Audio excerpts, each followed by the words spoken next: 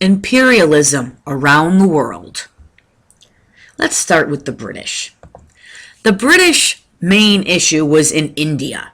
They had colonies all over the world, but India was their big money maker. The British East India Company had established trading rights in India in the early 1600s. India was literally making Britain millions of dollars a year. That's where all the tea came from. When you go to next year to American history, when you talk about the Boston Tea Party, that was tea from the British East India Company. It was a huge stock company in Britain that was literally controlling India and making money off it and treating the locals horribly. In the mid-1800s, at the decline of the Mughal Empire and the defeat of the French, the company controlled 3/5 of India, over 50% of it. And the company employed these Indian soldiers called sepoys, and you can see them there in the picture. The sepoys did not always play nice. In the 1857, the British had angered the sepoys. Now, if you remember, in India, there are two major religions. It's Hindu and Islam. Both of them do not like animal fat, specifically pork fat.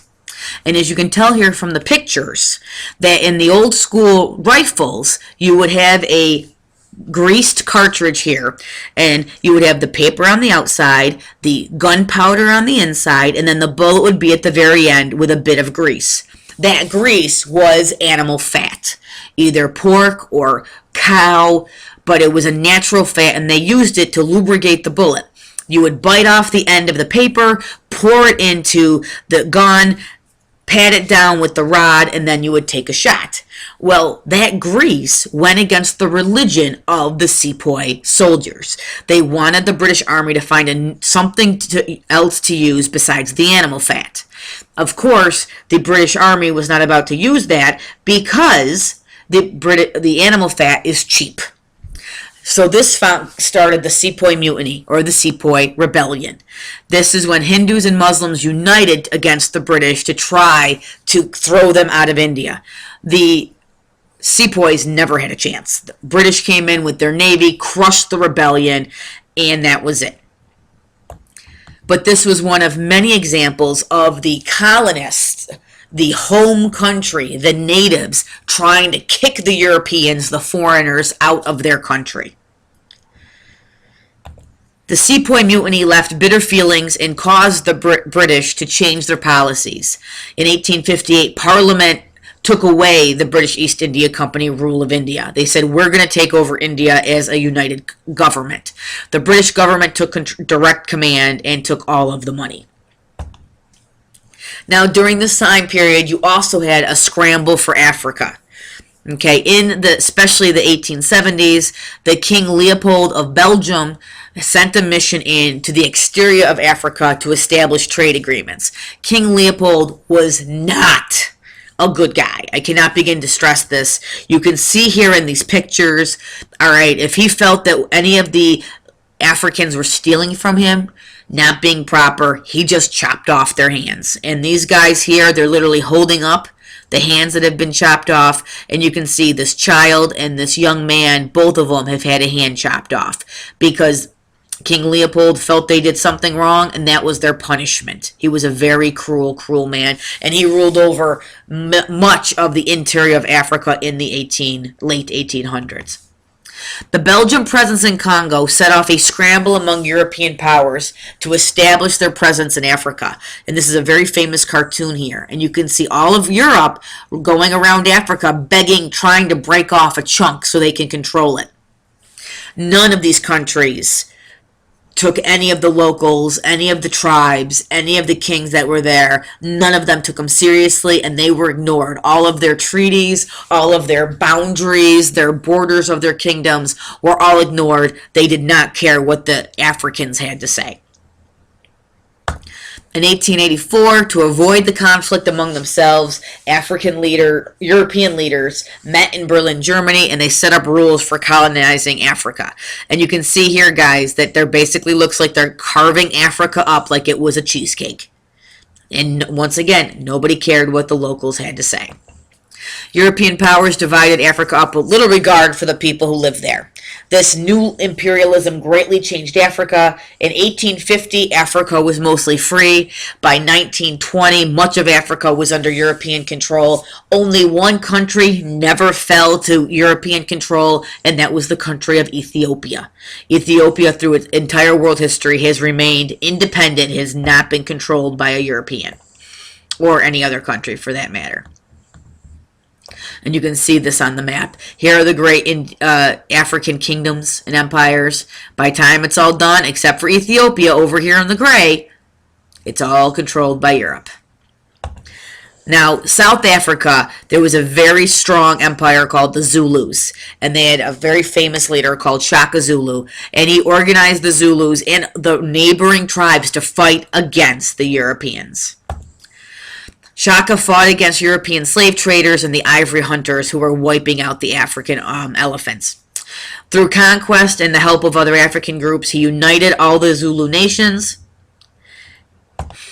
When the Europeans showed up, the Dutch farmers, were originally called Boers, had settled in southern Africa in the mid-1600s. They built up the supply station we know as Cape Town, which is a huge city today. Soon, the British came in and took it over.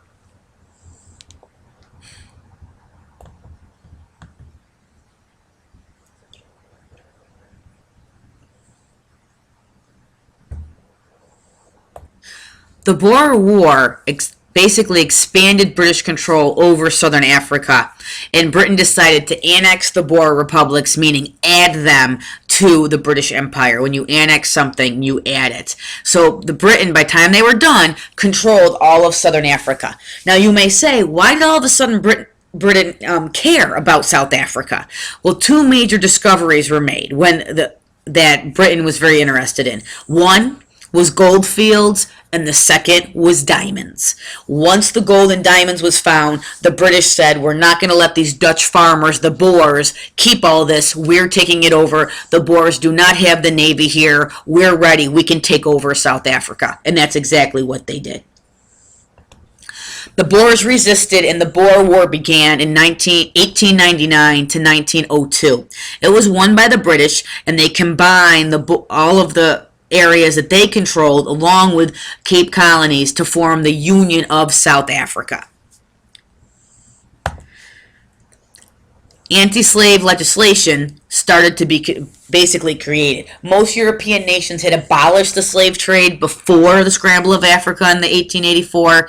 Illegal slave trading was still continuing, though, throughout the 1800s. Most Europeans ended slavery before the United States did. So there was still some underground slavery going on, though.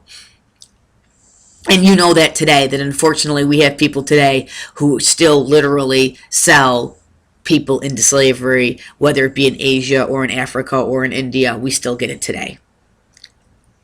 These were all movements, all part of what was going on around the world during this time. Now, in China, they had a different way of dealing with the imperialism. In 1644, the Qin dynasty basically isolated themselves and refused to adopt any Western ways. As a result of this, European imperialists were able to challenge China's Middle Kingdom because the Chinese did not have any modern weapons. They had very little modern technology, and unfortunately, because of this, they were very weak. They were not ready for all the industrialized new technology that the Europeans had. British merchants began to trade opium in China in the late 1700s.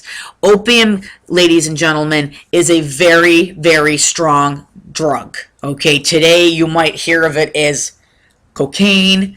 It's also used in what we call heroin. You might have heard of it in Oxycontin and other painkillers, morphine. Those are all opiates, and they're highly, highly addictive drugs that are great painkillers, but they're also make you very addictive, and obviously when you're high, you are not making regular decisions. Well, British merchants began to trade opium to China in the 1700s, and they knew that this was bad stuff. They knew the opium was highly addictive, did not tell the Chinese any of this.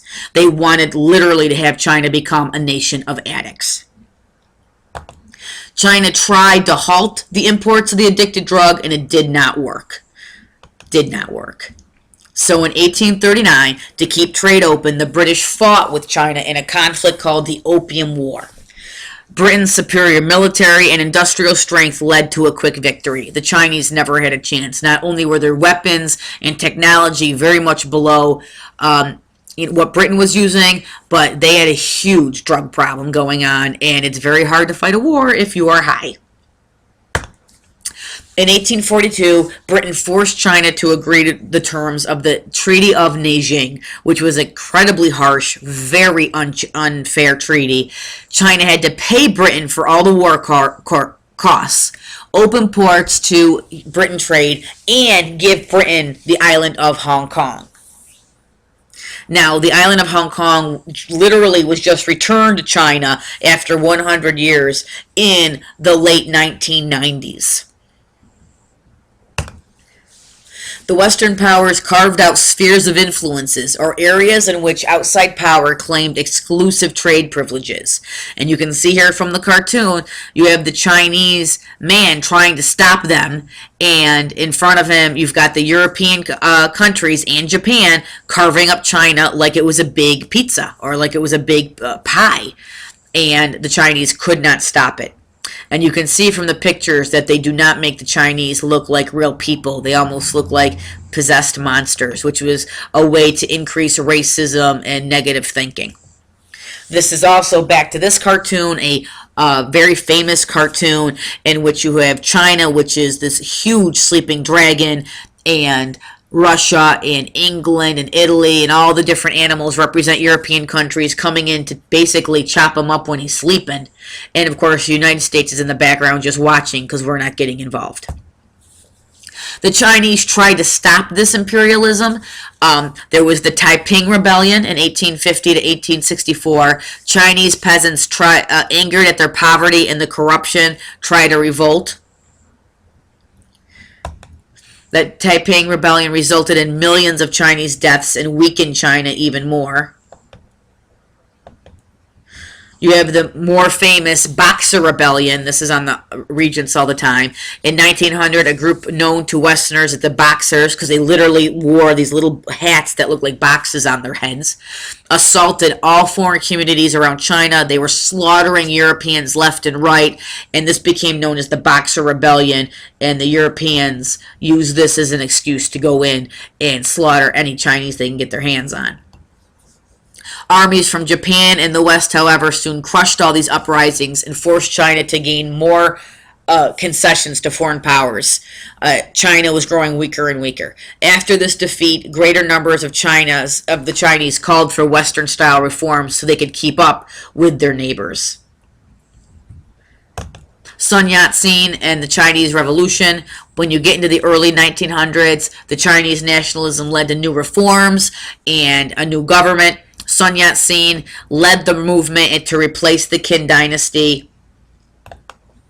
Sun Yat-sen had three goals: end foreign imperialism, form a representative government, and economic security for the Chinese people. Get the Europeans out there and let's start making our own money and have our own government. In 1911, workers, peasants, and students and warlords toppled the Qing dynasty, and Sun Yat-sen was named president of the Chinese Republic. He did last for several years, but eventually the Chinese are not going to be happy with him either, and there's going to be a huge Chinese civil war with Sun Yat-sen versus Mao Zedong, with capitalism versus communism, democracy versus a communist government.